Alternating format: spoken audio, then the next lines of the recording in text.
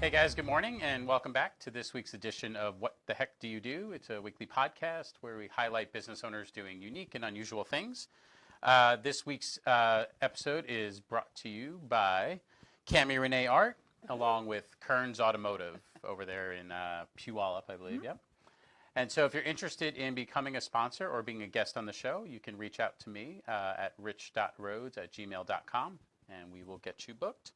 I am super excited to introduce my guest this week, Cami Renee with Cami Renee Art. How are you? I'm doing awesome. Thank you. Thank you. I'm glad you're here. Thank you. I'm happy to be here. Great. Yeah, so I met Cami at Ignite You Networking, and she definitely has one of those personalities that just draw you in. Lots of energy, lots of passion about what she does. So I'm super excited to have her here today so that we can learn all about it. So yeah, get us kick-started and tell us what the heck do you do? Well, I do a couple of things at the moment. So I have my own business. I am an artist, and I teach people to paint by the way of paint and sips. So I bring the party to them, let's say their home or their business. It's great for team building or for just a bunch of friends that want to get together and paint. And I'm working on a YouTube channel. And then I also help my brother with his business. He is an automotive repair, been there for 20 years, and I help him with his marketing. Awesome. Very cool. Yeah. Yeah, so maybe talk a little bit about art in your life and sort of how it impacted you growing up and got you to this point now where you're looking to be a full-time artist. Yeah, so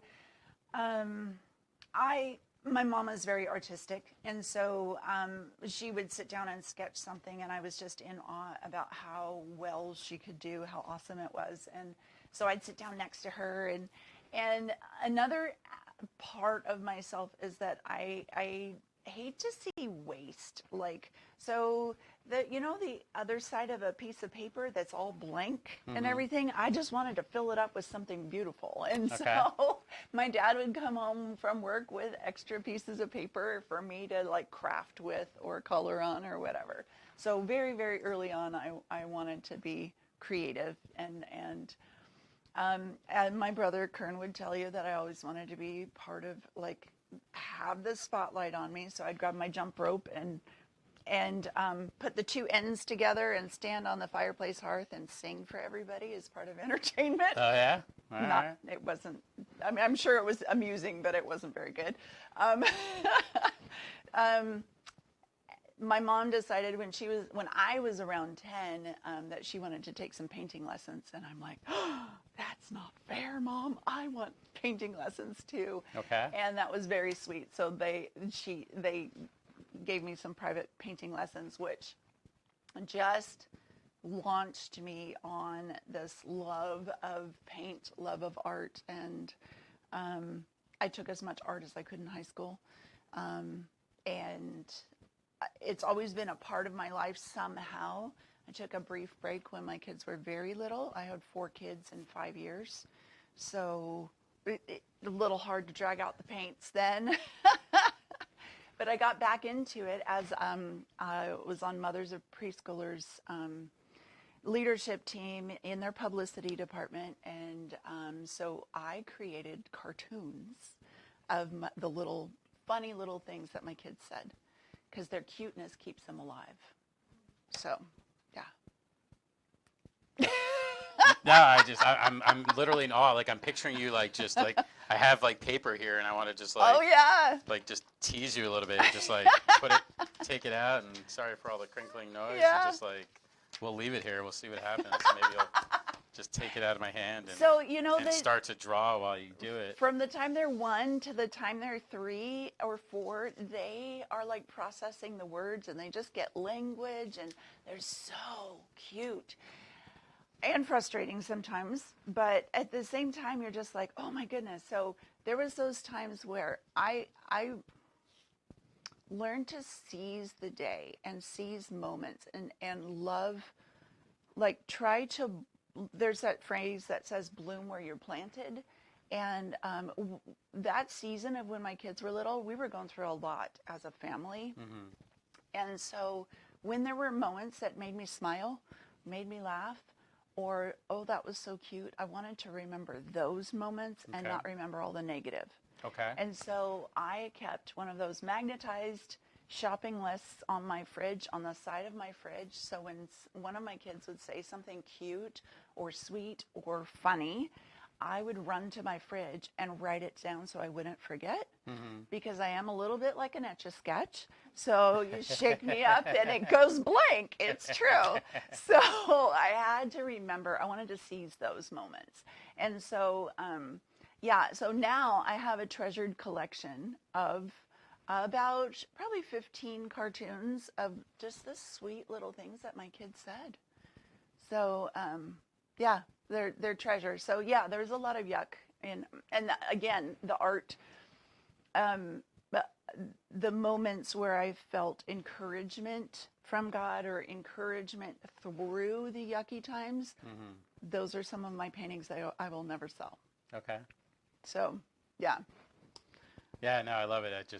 You can feel it, right? Like just your passion, the fact that like you can't look at like a blank piece of paper and like not. I'm gonna leave this here. If you end up taking it and just draw while you talk, we'll have something that we can put up there at the end. So I'll just leave it right there. Oh, okay, if you cool. decide to Okay. grab it and draw while you talk, you totally can. If not, no pressure. So, but yeah, I mean that's incredible. So as of right now, your primary art modality is the paint and sip classes. Yeah. But the difference being you actually come Yes. to somebody's house. So instead of people signing up and going to a public place with, 3 of their friends and 20 strangers, Right. then they're actually doing in-home, bring your own wine, you bring the art supplies, let's get set up and let's have some Right. fun. It started out of necessity, kind of, because I wanted to keep my overhead low. I didn't want to have a big commitment to lease a building or lease a room or lease a place. I wanted to keep my overhead low, but also provide this outlet for my creativity and to assist people in their creativity. I think in our everyday life, it's easy. So I love learning about and understanding the brain and how we work and how we function. And I think everyday stresses, for me, even in my personal life, like stress gets you in a zone where creativity goes away. Absolutely, yeah. When you're in that fight or flight mode, creativity and doing those things that would help you and help all of the hormones in your system to calm down and balance out. That's the last thing you tend to do. So when I was going through rough times, I'd make the effort to do something artistic, because it's like yoga for your brain. Sure. It's just gives you a place to take a little vacation from what's going on, the stress. It could just be stress or numbers, facts, figures, worry, all those things, and put your energy into something different, and it just balances you out. So I want to bring that to people and help them as art has helped me. I want to help them have that be a part of their life and recognize that it doesn't have to be hard. Yeah. It doesn't even have to be beautiful. You just do it. Right. Yeah, no, that's a great analogy, yoga for the brain, because I think we all get super stressed, and then we think, let's say you're stressed about your job, and so you're focused on work, so you're coming home and you're spending extra hours on it, but at some point there's diminishing returns where you're not sharp because you've been thinking about it too much and because it's stressing totally. you out. And so, I think people tend to think, well, I don't have time for that. Kind of similar to going to the gym or exercising, right? But that 30-minute walk or just spending 30 minutes drawing or being creative, writing, doing something will make you so much more efficient. Oh, totally. After that you'll get caught up, you'll make up that time. So it's kind of like that backwards thinking of, well, I don't have time for that. It's like you don't have time to not exactly do it, so. Exactly. I read it and didn't really read the book. That's kind of lying. I listened to the author speak on YouTube. Okay, close enough. As much as I could. I was painting a room, actually, painting the walls. And so I was just binging on his content. So the author is Dan Pink, And I think the name of the book is called The Perfect Time. Okay. And that was fascinating for me. Again, understanding how the brain works and time and things like there's different times of the day when you should be doing different activities. Okay. And the afternoons are times to be creative, typically. So like in the mornings, you have more, me being like, math is, I like to say I'm an artist, not a mathematician, right? Sure. I understand math concepts, and I did very well in math, but it was hard work for me growing up. So, but if I want to work on my budget, if I want to work on my goals, if I want to work on things that take more brain energy for me, I do those in the morning. Sure. Okay. And then the afternoon. So then there's lunch and a little lull time in my second cup of coffee. And then I do something creative in the afternoons. But he said if you had to switch it up, if you have to do some sort of mathy business meeting, you know, or something that stretches you in how you're not wired in the afternoons, then you go for a walk, or you do something creative, or you know, there's a way to shift gears in your brain, and that's what art does for me. It helps me shift gears. Awesome. Yeah. I wonder if music also fits into Oh, that category. totally. So Yeah. so it's interesting. Yeah, just making sure that those creative outlets like art are a part of your regimen. Oh, totally. Yeah, even if it's a doodle, right, or just something to get it out. It gets your brain. So typically people who are very like engineering, math oriented, very structured, they think about symbols, think about life black or white.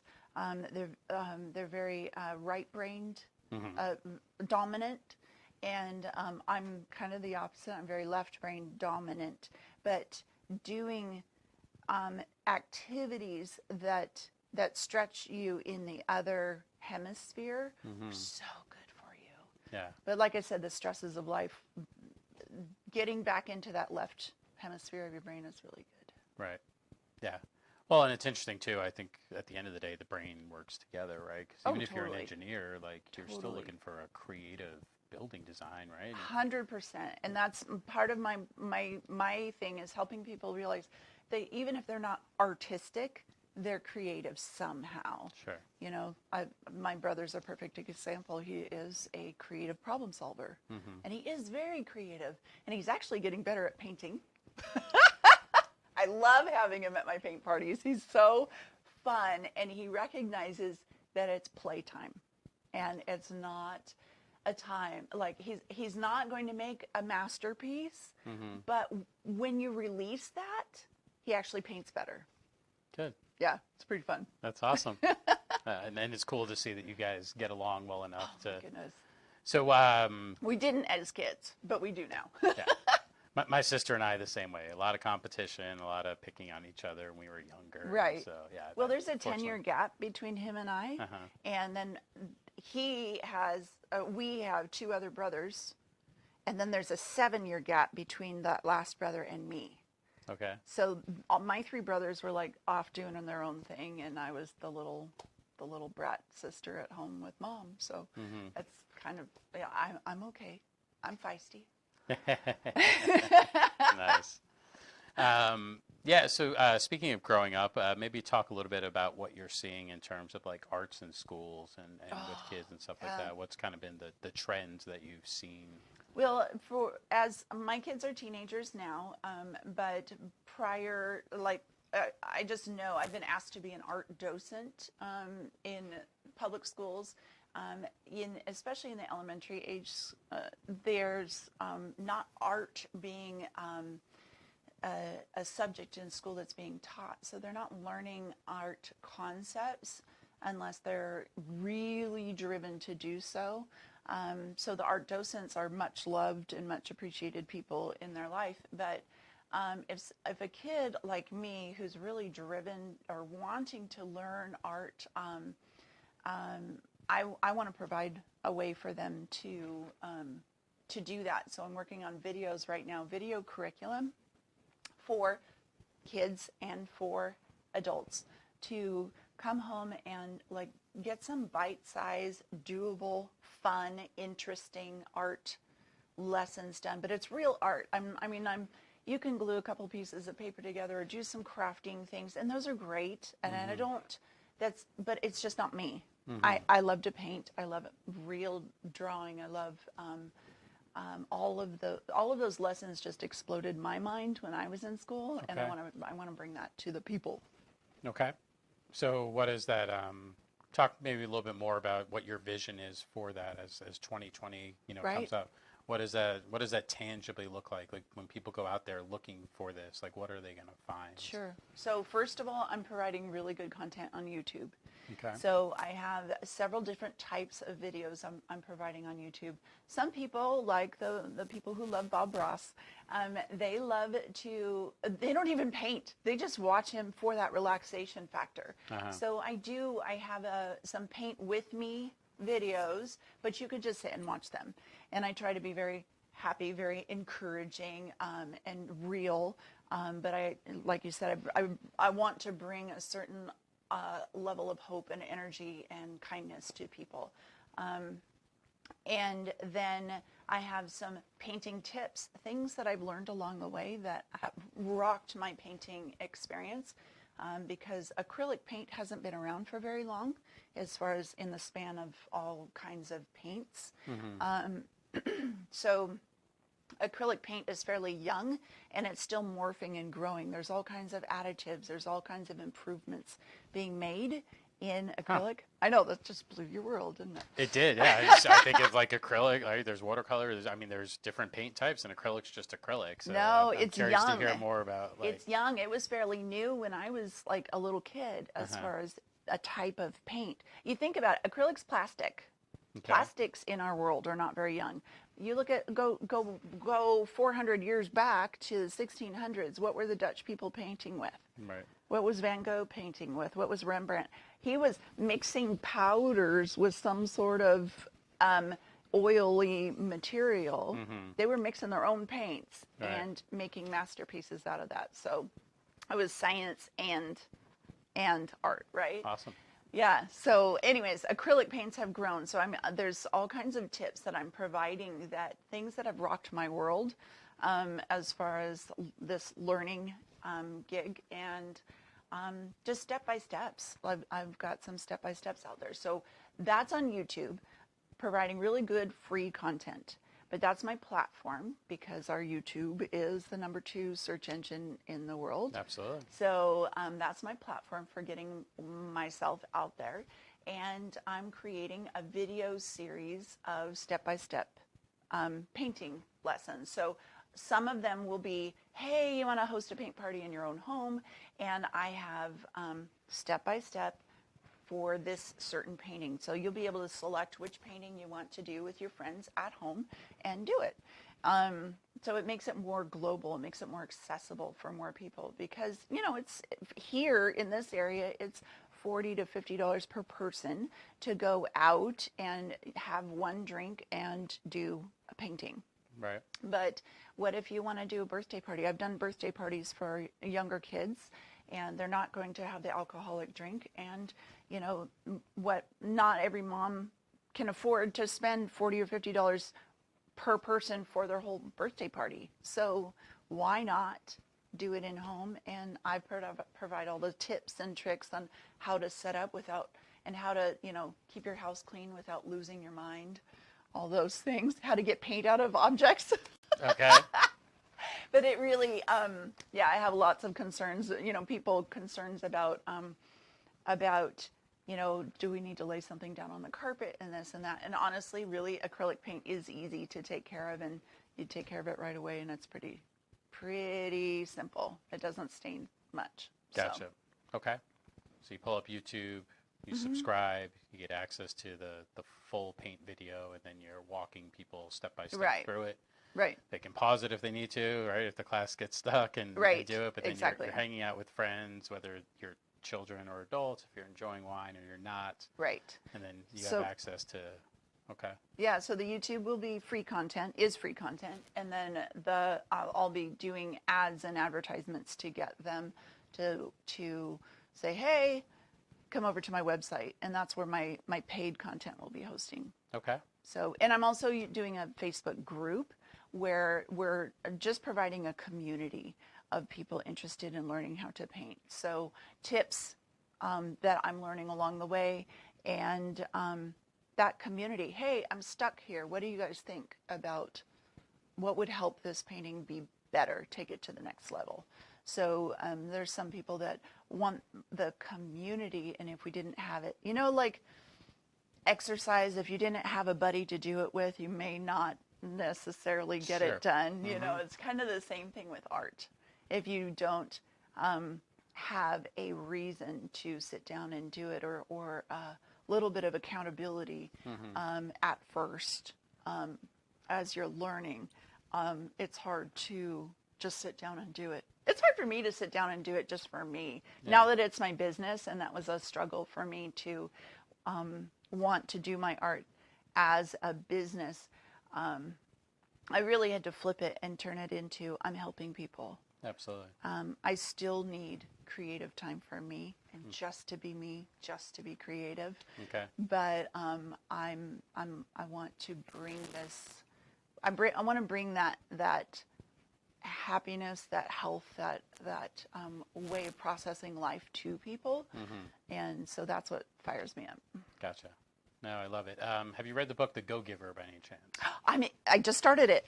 Awesome. Perfect. Yeah. So I think it's I don't want to ruin it for you, but but number 2 is essentially like find your gift and then find a way to multiply it. Yes. And so I love the idea of putting that content out there, because if you don't do that, then it's just, where are you? You Right. can only help whoever's in front of you. It's kind of like this. The whole reason why I wanted to do this podcast is because I was having really good one-on-ones with people. Right. And I was loving their story, but then it's like, okay, only I heard that. Right. Now I have to turn around and go find a way to tell more people. That's so cool. And I would be tuned in, right? Like if I worked with somebody like you and I was like, oh, that's great, and I heard or saw a conversation on Facebook or heard it in person, and there was that sort of like, oh, you know who you should talk to? Yeah. But even that's sort of limiting.